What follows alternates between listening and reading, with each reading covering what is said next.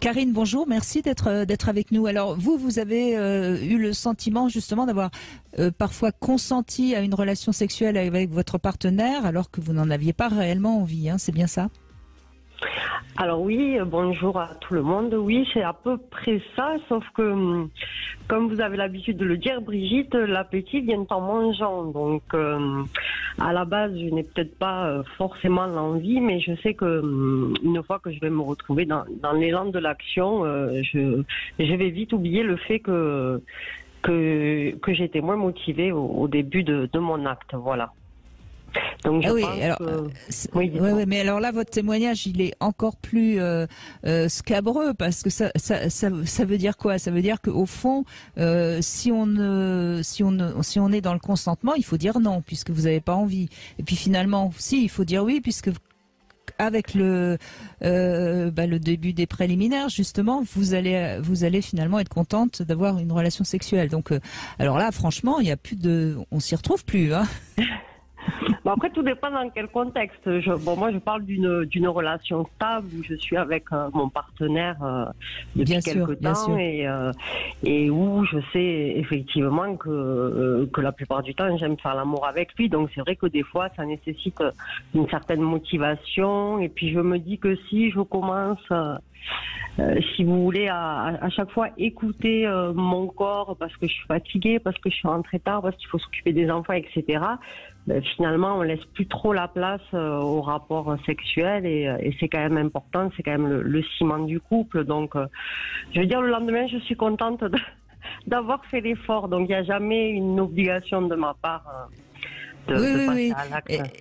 Et ça montre bien à quel point nous, les femmes, notre désir, il est souvent étouffé par la fatigue, par tout ce qu'on a à faire, et ce qui n'est peut-être pas tellement le cas des hommes. Alors moi, je trouve que votre témoignage, il va falloir y revenir avec Jean-Luc Letellier, qui aura certainement quelque chose de très intéressant à nous dire.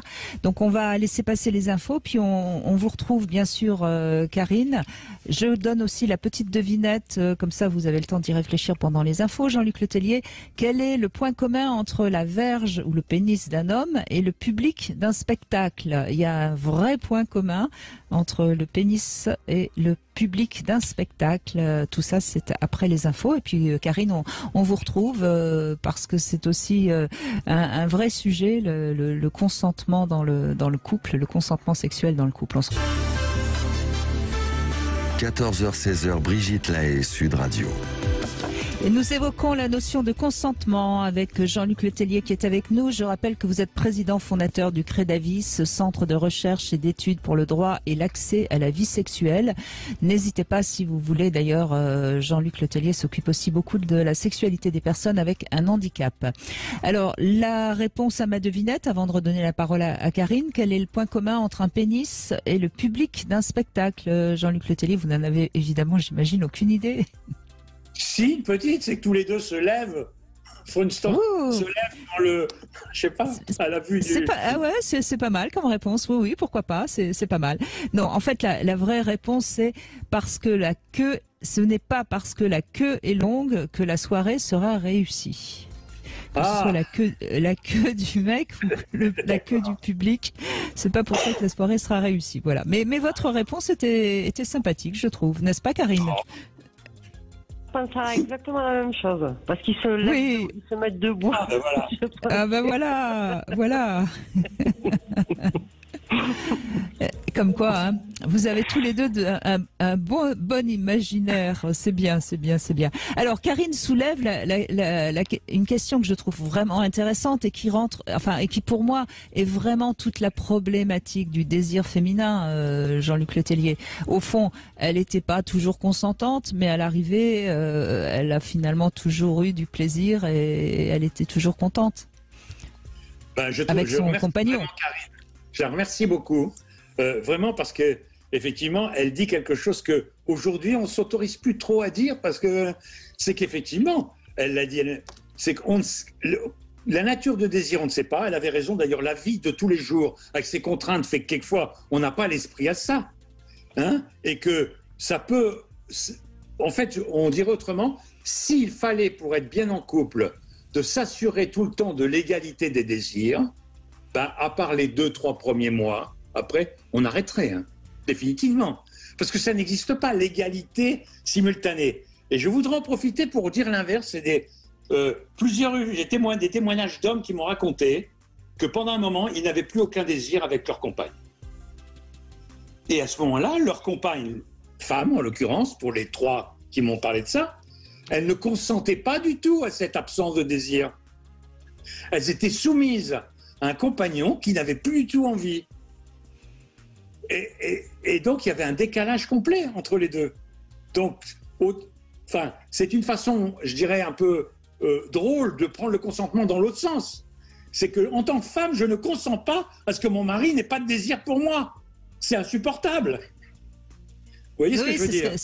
Oui, c'est ce que disent les femmes. Quand un homme n'a plus de désir pour elles, c'est quelque chose qui les détruit totalement. Profondément, dans leur propre identité, c'est quelque chose qui les démolit. Voilà. Donc, merci Karine pour dire qu'effectivement, quelquefois, on n'a pas trop envie. Donc, de ce point de vue-là, on devrait dire « Ah non, j'ai pas envie, donc c'est non ». Et qu'en fait, on se rend compte que ben, ça peut venir, ça peut changer, comme ça peut aussi ne pas venir. Mais aussi, ça dépend de l'autre, comment il s'y prend. Et que finalement, quand on s'entend bien, entre guillemets, qu'on s'apprécie mutuellement, hein, c'est rare qu'une bonne façon de faire, surtout si on se connaît, ne fait pas qu'à un moment donné, eh ben, ça devient vraiment désirable. Et on est content derrière, comme vous disiez. On est content le lendemain. Oui, tout à fait, parce qu'on a des pensées positives et on est encore dans les souvenirs de la veille. Oui. Les journées sont plus sympathiques. Absolument. Et à contrario, j'ai eu des rencontres d'un soir où effectivement, pour pousser un peu plus la connaissance, j'ai pu me rendre chez des hommes que je connaissais pas forcément. Je me suis jamais forcée à aller au-delà de ce dont j'avais envie et je conçois pas, qu'on se force à faire l'amour parce qu'on est dans un contexte qui nous donne pas le choix ou autre. Voilà, ça c'est quelque chose qui m'est insupportable et il faut avoir une certaine confiance en soi aussi, je pense, pour pouvoir s'affirmer et repousser le rapport quand on n'en a pas envie. Oui, vous avez su vous respecter et dire non et ne pas avoir peur de dire non, parce qu'au fond c'est ce que j'entendais d'ailleurs avec le témoignage de Victoire. C'est au fond c'est la peur souvent qui fait qu'une femme va se soumettre.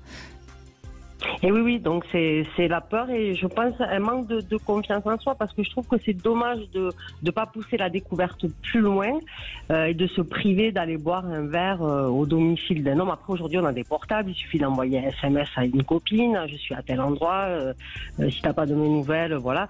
Mais pourquoi se priver d'un moment sympathique et puis pourquoi se dire qu'il faut absolument que ça débouche par un rapport sexuel? Non, pas systématiquement et il faut savoir s'affirmer, voilà.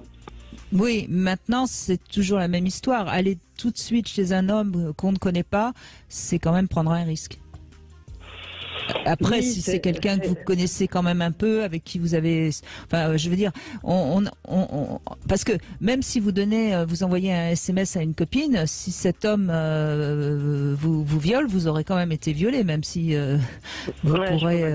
Vous voyez, donc il faut quand même se rappeler que, comme l'a dit très justement il y a dans la première heure, Jean-Luc Letellier, on est des êtres humains avec parfois des mauvaises pulsions et quand l'acte a eu lieu, c'est trop tard. Hein. Après, on peut aussi planter le décor et dire tout simplement non, mais j'accepte de venir boire un verre avec toi, mais surtout ne t'imagine pas que je vais finir dans ton lit. Voilà. On peut aussi le dire en toute franchise et là, à ce moment-là, on le refroidit si vraiment c'était son seul objectif. On va le voir de suite à sa tête peut-être. Et à ce moment-là, on coupe court à la rencontre. Effectivement, Victoire, mais ce qu'on entend dans votre voix, et on aimerait bien que beaucoup de femmes soient comme vous, c'est que vous avez une confiance en vous. C'est-à-dire, vous vous dites, je ne vais pas me faire avoir. C'est-à-dire, même si je me mets dans une situation un peu scabreuse, je vais savoir m'en tirer.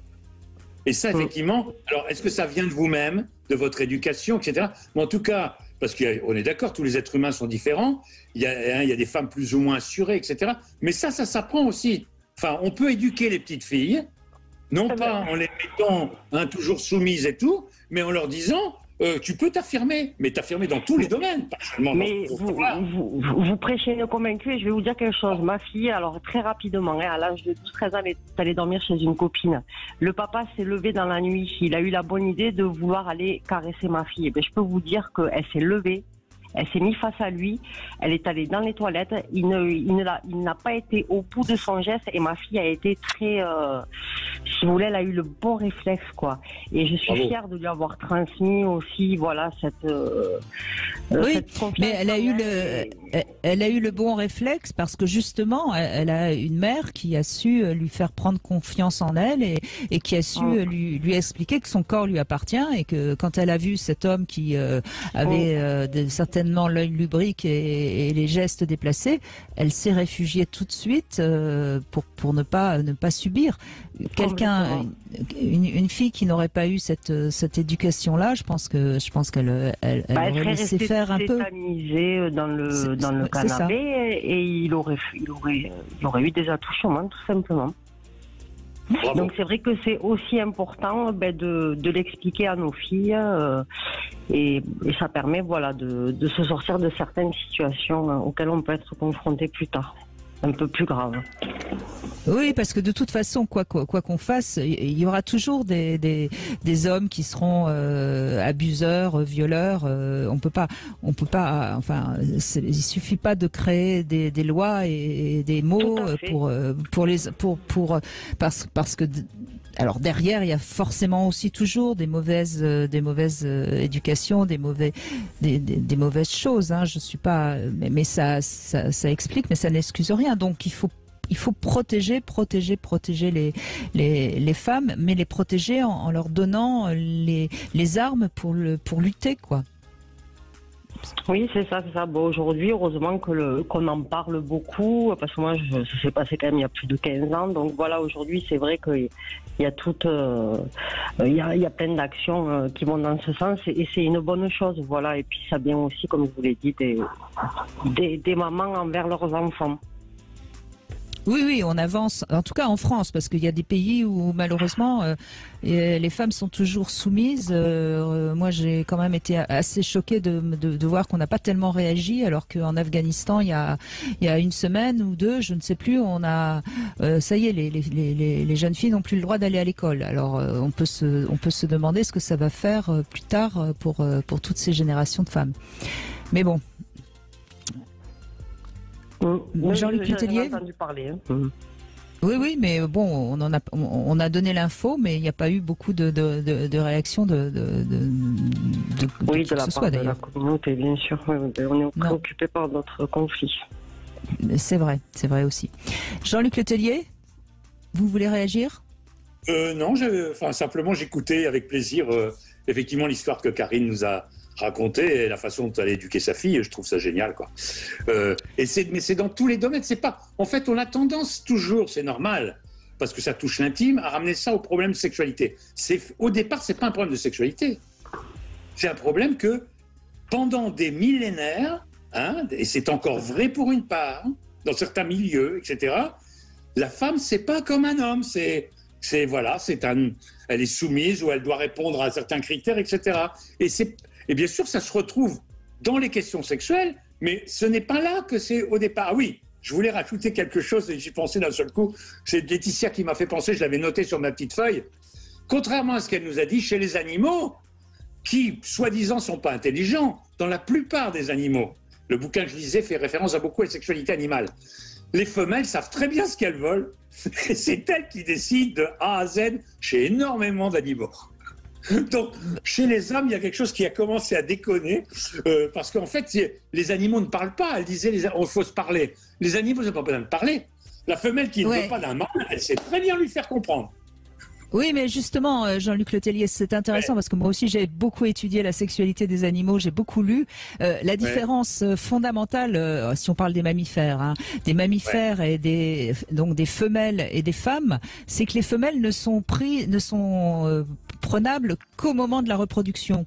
Et c'est la séparation. Et c'est la séparation de la sexualité reproductive avec la sexualité plaisir qui a fait que la femme donc est prenable à n'importe quel moment de son cycle. Et donc, dans la tête de l'homme, elle est donc prenable n'importe quand. Et vous voyez, c'est toute cette difficulté-là qui fait que notre sexualité humaine est devenue plus complexe. Parce que chez les mammifères, c'est simple, la femelle, elle est prenable. Elle accepte, elle n'est pas prenable, elle se défend et le mâle n'insiste pas. Donc on a gagné en sexualité plaisir et puis c'est devenu plus compliqué avec ces notions de... Non, mais c'est intéressant d'expliquer bien d'où vient cette difficulté pour comprendre quand une femme est d'accord ou pas, parce que c'est pas lié uniquement à la reproduction, donc voilà. Mais c'est pour ça que peut-être aussi que la sexualité humaine est plus intéressante parce qu'elle est justement beaucoup plus variable. Allez, on fait une petite pause et puis merci Karine en tout cas de votre témoignage et on se retrouve dans un instant sur Sud Radio, toujours avec vous bien sûr au 0826 300 300.